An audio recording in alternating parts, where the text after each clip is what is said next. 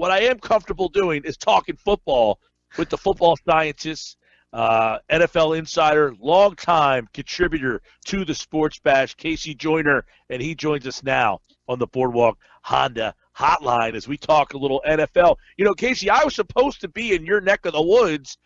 I was flying home tomorrow from Tampa, but I had to cancel my trip. And I hope the people in Florida are getting a little smarter with the way they've handled this thing. They are. The governor still won't issue a lockdown, and there are so many people who are upset with him. You were just talking about CVS. They got the same thing. Beaches are full, and the stores are full, and they shut down a bunch of the restaurants and bars and such, so there is some shutdown, and a lot of people are sheltering in place voluntarily. Like, we've been sheltering in place because my son's immunocompromised. We've been doing that for a week and a half now, but they're just not going to take it seriously. I hope it doesn't lead to anything bad. I think it will, but let's hope that eventually people can decide they need to just stay home for 2 weeks. Yeah, I mean, I had to cancel my trip. I was distraught about it. It's 15 straight years I've gone to Clearwater to watch the Phillies. And this is the first year in 15 years I did not go, and I had to make that decision. It was awful, but unfortunately, if I would have gone, I would have been having a good time because Clearwater Beach apparently is still rocking and rolling down there. They've refused to close that thing, man. They had refused to close, and then the county came in and said, you have to close. The city commissioner didn't want to do it, and the county came in and said, you have to. So, yeah. That's how contentious it is down here, where localities are fighting each other as to whether they stay open or not. That's unbelievable. All right, well, Casey, we've talked for years and years. We were talking about this the other day because the way we're doing the show now, we're in separate places. I got my co-host up on a television screen in front of me so I can see Hunter. I said, I've done the show. I've talked to KC Joyner however many times. I've never met the man. Yet I feel like we've known each other forever and have hung out and had beers because of when we start flowing football.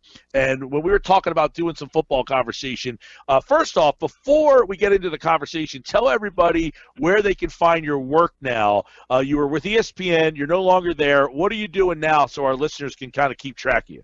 It's kind of a rough timing, but about 2 weeks ago, I opened up my new version of my website. For years, I worked at ESPN, and I have a side business called thefootballscientist.com, and I did a draft guide and a start-sit service at the Football Scientist. And then once I started, when I left ESPN, I said, hey, why don't I go see what the Football Scientist could do? I've always kind of wondered how, what I could build it up to being. So now I've got this new subscription service called PayDirt, and PayDirt's going to be essentially all the stuff I used to do for ESPN, plus the draft guide, plus the start-sit service, plus chats and a bunch of other things. And, of course, I opened that up about 2 weeks ago right as the coronavirus epidemic has taken off. So it's there. But what I decided to do during while we're all in this lockdown, I'm adding, I've already got some content on the site, and I'm going to be adding more. I've taken down the paywall on the site. I've taken down the so you don't have to subscribe to read all the content, because then everybody's bored. And I'm like, well, hey, let's put some football content up. So I just posted an article about Tom Brady that everybody can read for free at thefootballscientist.com. All right, KC Joyner at KC Joyner TFS is the Twitter handle. Then you can find everything right there. Let's get into some of the offseason stuff here locally. Darius Slay.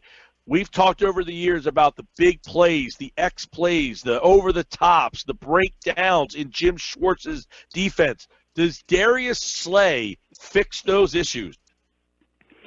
The 2019 version of Darius Slay doesn't, because he had some bad numbers last year. But you look at his metrics in 2017 and 2018, because last year, depending on the source you look at, his yards per attempt allowed was anywhere from 7 to 8 yards. That's an average cornerback. You wouldn't take a $10.5 million cap hit this year for somebody at that level. But in previous years, his yards per attempt totals were in the 4, 5, and 6 range, which, to give you an idea there, in yards per attempt, if you're anywhere from 6 and below, you're considered an elite cornerback. 6 to 7, you're okay. 7 to 8 or 9, you're not a good cornerback. Anything 9 and above, you need to be off the team if you can't step it up. So he has the ability to be a red-rated shutdown corner.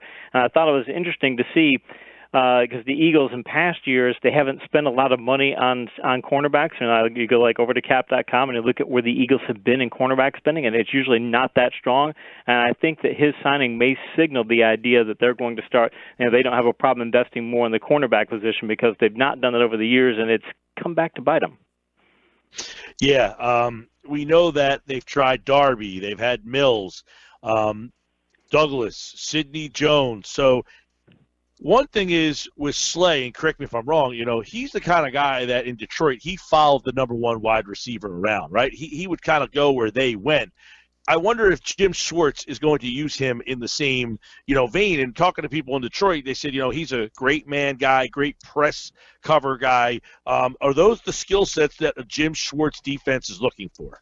I'm curious to see if they'll do that. I was talking to a coach a couple weeks ago. I did an interview with him for my site. A coach named Cody Alexander. He was a coach at Baylor for a while. He's now a coach at a very a big Texas high school. Really smart guy. Just knows schematics better than almost anybody I've ever run into. And he talked a lot about how he knows a lot about the NFL too. Pays close attention. He talked about how the NFL does a lot of single high safeties and a lot of man coverage because teams just want to be able to do man coverage. They don't want to use a lot of zone coverage if they don't have to. They're going to want to go cover one, or they're going to go cover through. They're single high and they're trying to man up with people, and that's what I think the Eagles want to do. They want to be able to man up on them, and I think they want Darius Slay to be able to go line up against the top receivers that they have. And I'm looking at the Sports Info Solutions. They've got a thing called their Data Hub Pro database, and looking at their database, Slay was in man coverage a vast majority of the time over the past 4 years. So the Lions were using him in man coverage. They were, would have him shadow people. And I think that the Eagles will want to do that as well because when you're in this division, you've got to be able to stop Amari Cooper. You've got to be able to, in the NFC, you've got to be able to stop a Michael Thomas. You've got to be able to stop these top guys if you plan on winning the conference. Yeah, his numbers against the receivers, some of the top receivers last year seemed to be pretty good. He did have the hamstring issue last year that kind of slowed him down. It'll be interesting. I want to get your take then on moving Jalen Mills to safety. We've talked a lot about Mills and being average, and do you think his skill set looks to be the part of a safety? I think it does. I think that a lot of what he's done at corner requires a faster reaction time. You have to have immediate reaction times. And he just doesn't seem to do very well in those immediate reaction times. And I think if you gave him the luxury of you're back at safety, you have more time to make your reaction. You can read the field a little bit more rather than just have to read your guy. I think it does fit his skill set well just from what I've seen on tape. And I think the Eagles would have made that move there if they didn't have an inkling that might be something he can do. Because you've seen it a lot in the past. I'll go back way back in time in the 70s. The Cowboys had a guy named Charlie Waters, and he was not a good cornerback. He lost in the 1972 NFC Championship game. He was a very bad cornerback, but they moved him to safety, and he was an elite safety for years, and a lot of guys have made that jump. Ronnie Lott did it, and a number of people have done it. So I'm not saying that Jalen Mills is going to be an elite safety, but I have a feeling that his skill set is going to lend more towards that position. It's going to allow the Eagles to get a better use of his talents.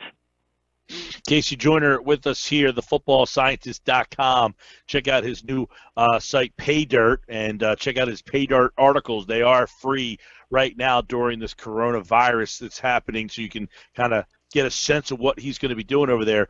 Malcolm Jenkins, was that the right move to let him walk? The Eagles essentially, if you look at it, Casey, they deciphered that he can't play anymore. I mean, the contract that he got with the Saints, I think the Eagles probably could have done that if they wanted to. I think the message was, you're 32, we got your best football, we're not going to move forward with you. Was that a mistake? It might have been a mistake because he was still a great player last year, but the Eagles are always the sort to say, if you get into your 30s, we're really not going to invest long-term in you. There may be rare exceptions, and he's a guy who could have been a rare exception, but I mentioned the investment in cornerbacks, and it's interesting. Again, going over to cap.com, they do salary cap analysis, and you look in 2019, the Eagles had the fourth highest dollar value invested in safeties, contract dollars. It was just over $20.5 million in safeties. Only three teams spent more on safeties in 2019, and in 2018, the Eagles were also fourth in the league. So I think that they've said we've invested a bunch in our safeties. We think we can move Mills to safety. We think we can do some things back there that we don't have to invest all this big money. We can take this big money and invest it at corner. I think it might be a signaling of a sea change in their philosophy that we're not going to invest as much in safeties as we are in corners because we think it to develop safeties better than we can corners because, frankly, they've not shown the ability to develop corners. No, and Jenkins obviously not only a leader on the field, off the field too. I mean, he is the heart and soul of that locker room. So they're going to have Mills, McLeod, Darius Slay, and we'll see what happens on the other side. They did bring in the safety from Denver as well, Will Parks. Yes. So we were talking to Nick Ferguson from Denver earlier, and he thinks the Eagles kind of brought a steal in with Will Parks, even though he did not get a lot of playing time out there. He didn't get a lot of playing time, but when he did, he's been very good in coverage. You don't see him making mistakes. He seems to be a heady guy. He ranks very well in I mentioned that Sports Info Solutions Data Hub. They've got a number of rankings on him, and he ranks very well in there. In fact, in 2017, he ranked in top 5 in one of their categories, and in top 11 in another one of their total categories. So he's a guy who can play very well. Again, I think that's what they're thinking, that we can go, that we've been investing money in, say, mind you, look, Jenkins was a great investment. You're paying elite dollars and you're getting elite performance, but I think they're thinking even if the performance level drops off a little bit at safety, if we get better cornerback play or we invest these dollars elsewhere in our defense, we're going to get better overall play. And honestly, when you look at the history of the league, cornerback tends to be a better investment than safety because you usually can develop safeties better. So I think it's a wise move on the Eagles' part to say, hey, let's try this other approach. All right, KC Joyner. Javon Hargrave's another interesting guy. You know, we talk about Fletcher Cox a lot during the course of the year. Last year they had Malik Jackson, who got hurt and missed the whole season. And then the tackle position was just a mess next to him. Jernigan got hurt. They had to bring in a bunch of these undrafted guys. What kind of player is Hargrave and having him play next to Fletcher Cox? I think it's a great addition because Hargrave, we must are big Steelers fans, so we're on the AFC side. So we pay a lot of attention to Steelers players more than anybody else. And Hargrave's always passed the test on when you're watching just the games live. But when you also start looking at his metrics, he passes that test in a big time way because last year, according to SIS, he got a pass rush. He ranked 11th. He got pass rush on 10.2% of plays, I believe it was. Ranked 11th among defensive tackles and 3rd among defensive tackles with 100 or more pass rushes. So he's a guy who can collapse the pocket. He can give you up-the-gut pass rush pressure. He's good against the run, too, but that's his real top ability is that he can help collapse the pocket. In fact, I think that his pass rush up the gut was one of many reasons, but I think it was a primary reason that the Steelers have been doing so well in sacks for the past couple of years, because if your quarterback can't step up or doesn't feel like he can step up and he's got to stay back there, it gives your edge rushers a better angle to go get the quarterback. And I think when you add those elements together, he's somebody I think when you put those, if you get those two getting up the middle pressure like that, I think it's going to make the Eagles front four a very dangerous unit for us to pass to this year. Okay, now I want to get and by the way, they also brought in Jatavius Brown, who's an athletic linebacker, smallish guy. We'll see how they plan on using him. They definitely need linebacker help. The linebacking position not only has it been bad, they have let guys go. I mean, Nigel Bradham's not here anymore. Kamu Grugier-Hill's no longer here. So they got big problems at the linebacker position. We'll see if Jatavius Brown can help them in that mold. But overall, you let Malcolm Jenkins go. You bring Mills and move him to safety. You got McLeod back. You've got Darius Slay. Do you think this secondary is better than the one they had last year and the year before that we talked about how many big plays they kept giving up? I think on paper they are, and I think it's also a matter of, when we keep talking about this with the Eagles, how many coverage errors do you have? And there are times when they'll go weeks without having very many coverage errors, and there are times when they'll suddenly just blow a ton of coverages. I think that part of what they're going to, because if you got a guy like Slay and you can go shadow coverage on him, if you're good in shadow coverage, I mean, unless you slip or trip and fall, which is going to happen, but it's a rare thing. But unless that happens and you're doing shadow coverage, you don't have to worry as much about blown coverage unless you get picked or something of that nature. But if you're very good at what you do and you don't get let the offense put you in those positions and you're not going to make mistakes that way. It's easier to not have screw ups in coverage if you're playing man coverage. So I think that might be a whole thing the Eagles are saying. We're going to try and get better corner play. We're going to get smart safety play. We're not going to try to impact safety. We're going to smart safeties who keep from giving up the big plays. So I think both athletically and overall, I think this is probably a good trend for the Eagles. I like the direction they're going in because I think that, again, being safety heavy is just not a long-term solution in the league. I think you really need to be cornerback heavy. All right. How should we read this Brady to the Bucs? Good fit, good move, puts them over the top. I get the decision, but you wait. I mean, it's a little too late in the career. Do you like Tom Brady's fit with this Tampa Bay team, and what does it do for the Bucs? What does it do for the Bucs? I'll tell you, the thing that I wrote an article about that on my Patriot site, the footballscientist.com, the Patriot section, and people can read it for free. I talk about it from a fantasy perspective, but to apply it to an NFL perspective, there are a vast number of reasons why Brady is a great fit for this offense, or why this offense should represent a big upgrade for him. Big part of it is that they've got the best vertical threats in the league. When you look at the metrics for Godwin and Evans and O.J. Howard, that's going to be a fantastic upgrade for him. You look at the schedule they've got this year, they're going to get in a lot of shootout games. You look at how Brady protects the football. I mean, Jameis Winston's throwing a ton of interceptions. Brady will he could cut the interceptions down by 80%. I mean, if he plays that well, I'm curious to see how he adjusts to this different system, because it's an Air Coryell system. It's a little different than what he ran up in New England. But when you start adding all these factors together, I think Brady's going to be. I mentioned in the article, he's going to be a QB1 in fantasy. I think this year, lower tier, but still a QB1. But I think it's going to be, when you're eliminating those interceptions and he gets those vertical threats, I think getting those vertical threats is going to get him back to a good place throwing the ball downfield, and it's going to make him top 5 quarterback. He's not going to be the number 1 quarterback in the league, but it's probably going to make him a top 5 quarterback. And it makes Tampa, if it all pans out and they can get some defensive adjustments made, it makes them a bona fide NFC contender. Wow. What happens to Jameis Winston now? I mean, he seems to be left without a job. If I'm a team, though, I'm looking at it going, every coach that you've ever worked with has tried to talk you out of throwing interceptions. Every single one, even Arians. And Arians is a guy who, look, no risk it, no biscuit. That's his mantra, right? I mean, so, okay, we know you're going to throw a lot of risky passes. We know you might throw interceptions. It doesn't matter. Go ahead and throw some interceptions. Even Arians is like, look, you're throwing too many interceptions even for me. If he can't handle that, I don't know how many coaches in the league are going to want him as their quarterback, because he just will not stop throwing the interceptions. He knows it's a problem. He said that in the press conference late in the year. He's like, I know it's a problem. I know I need to fix it. It's like, yeah, but you've been needing to fix it for 7 years now.